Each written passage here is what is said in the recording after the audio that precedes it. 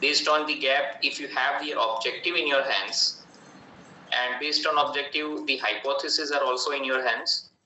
So then after you have, so based on gap, you can write objective. Based on objective, you can write hypothesis. So if you have these 5 things in your hands, and if you put in generative AI, and if you ask the AI to write the research methodology chapters for this particular aspect, so AI will give you the results in stipulated word limits that you have given the orders to the AI. So that's where the methodology plays an important role at this point also. So that is research methodology. Once the methodology is done, we should also be concerned about data analysis and interpretation. So data analysis interpretation means you will collect the data based on the objectives and variable that you have decided, and according to the objectives and variable that you have decided, you will try to cover up the data for the same. And once the data has been covered up with the consent to objective and the hypothesis, you will try to identify and analyze those things with these things. Even you can make the data analysis with the use of AI also. How you can do it, that is, I will show you. But again, to do the analysis, it's very important that you should know the various tools of analysis, its usage of analysis, sort of data that you require for that particular analysis. So these basic fundamentals needs to be clear before going to use of AI. So what AI is demanding from you, your base knowledge, right? Your base knowledge about the concept of RM, right? Your base knowledge about the concept of RM and data handling in terms of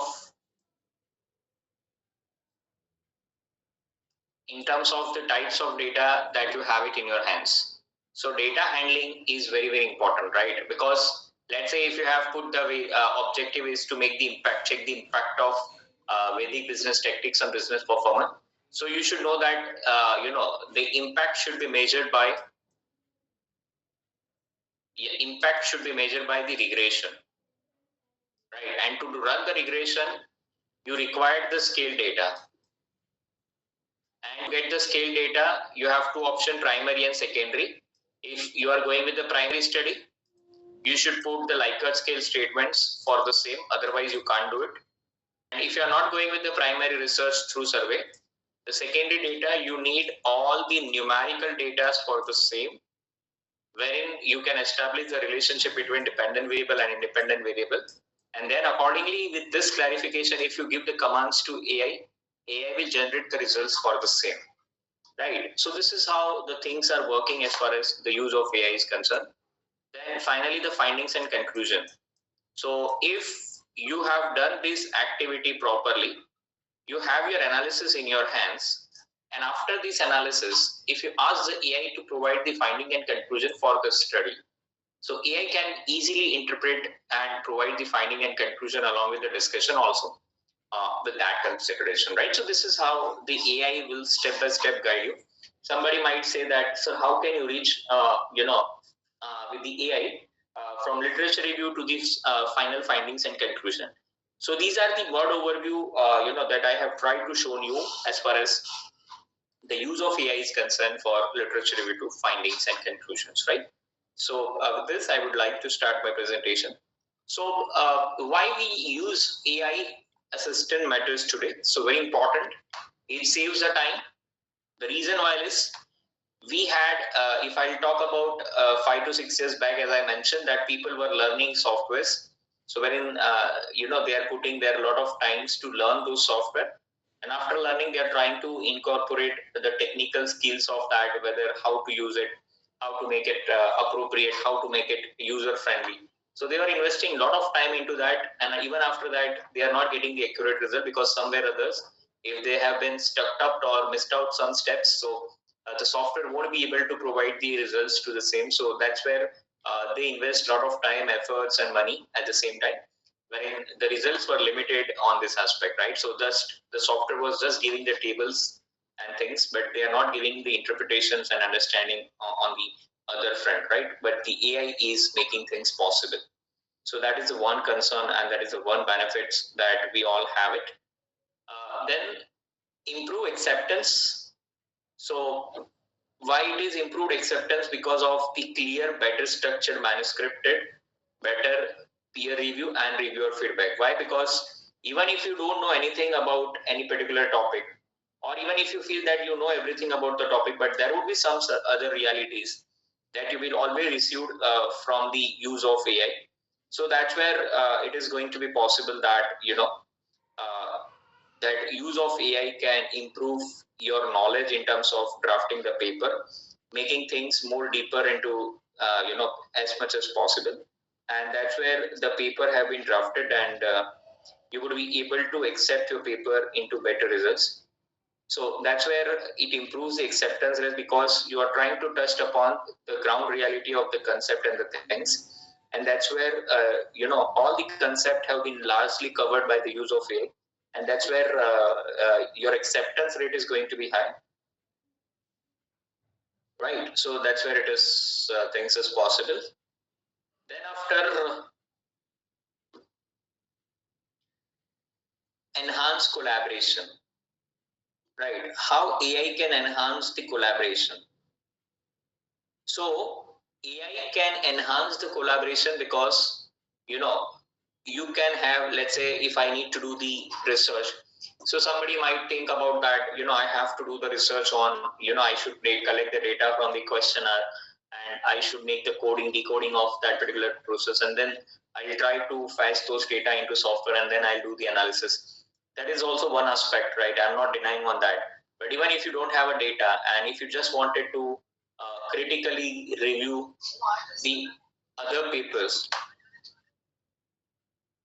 right? If I need to critically review the others papers, so that also I can do that particular aspect, right?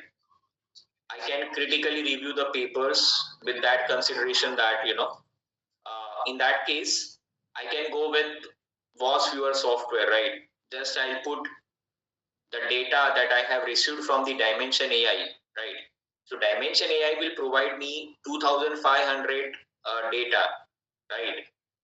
2,500 data for the research paper, right? And those research paper I can put on the WAS viewer software, and I can critically evaluate and review those papers, right? Even I come to know that which author are making significant contributions in in the area or domain in which I have been involved.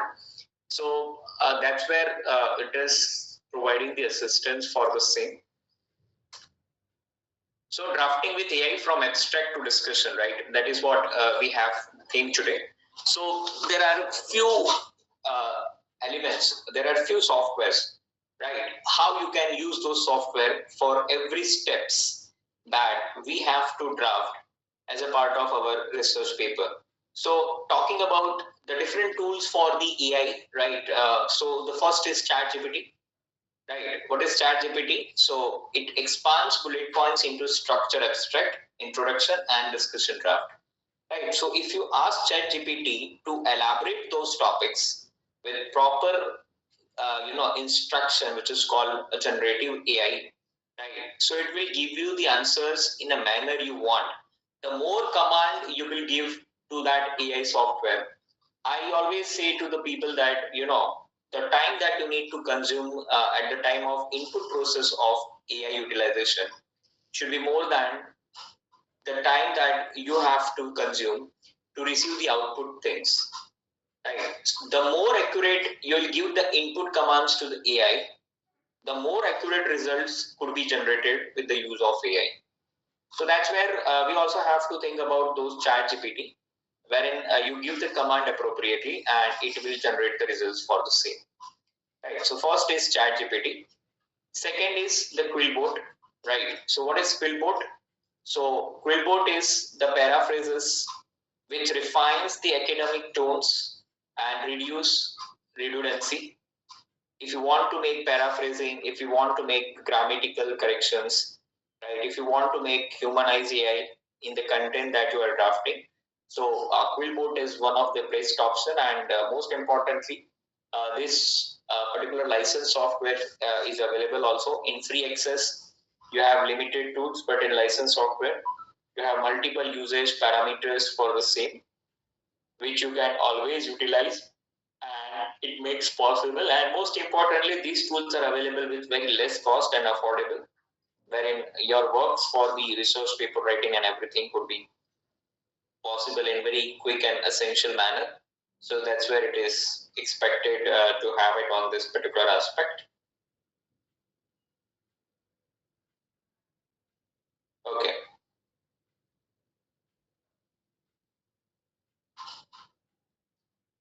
The next part that I wanted to see to it is Skyspace. Skyspace Copilot.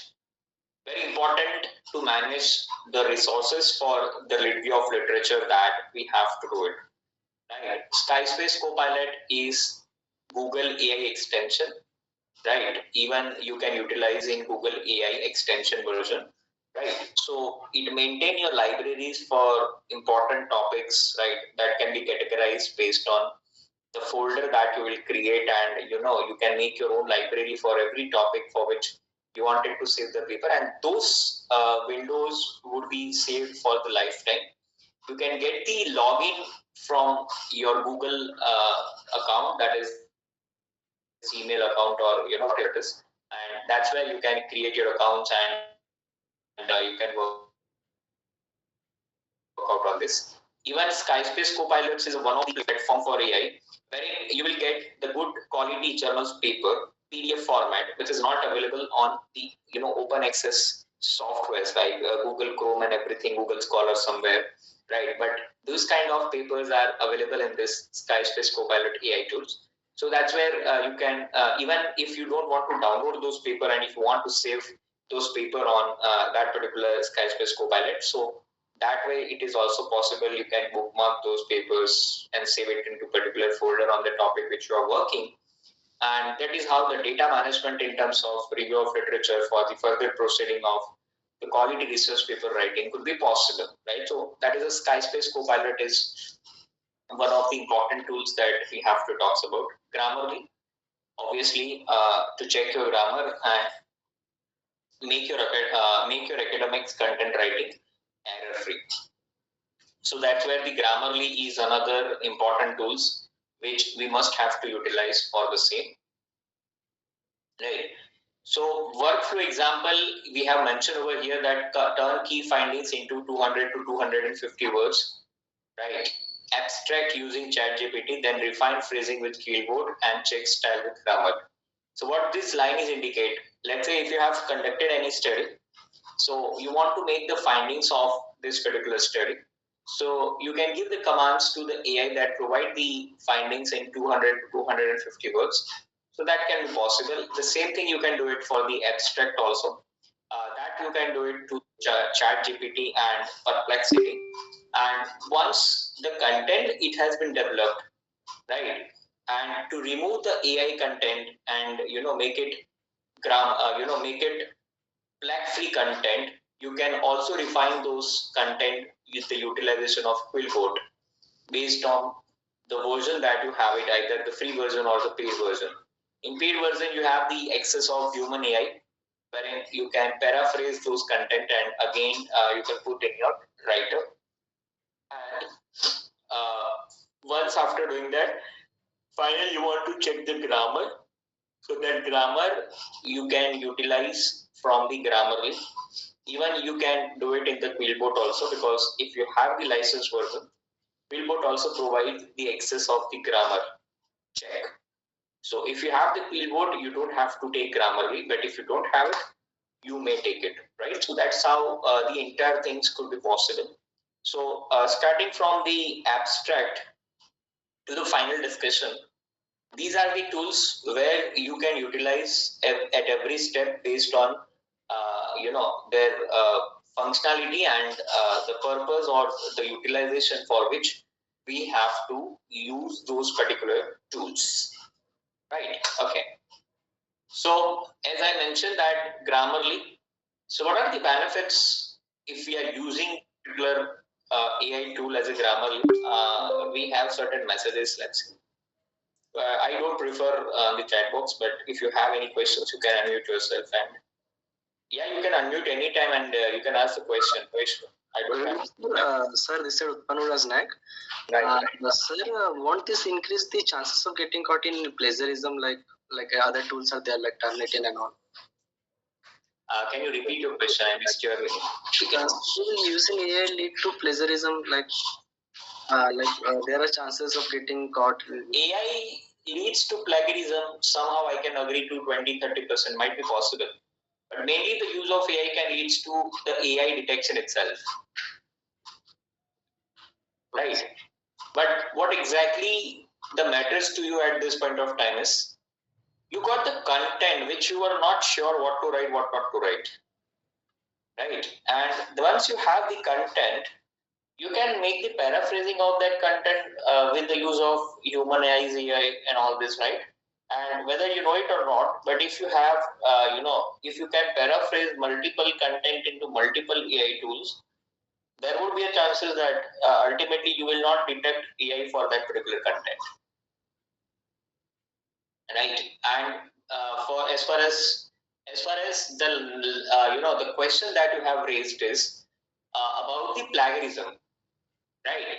So plagiarism in AI is very essential, and that's why we are discussing about this particular session.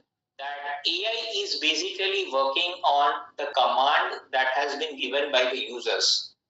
Right. For an example, as I mentioned, one of the topic like I wanted to check the impact of Vedic business tactics on the business performance. Right. So if one person is writing this particular title only and asking AI to provide the results, but the next person is also working on the same topic, as you mentioned that if AI will provide plagiarism, definitely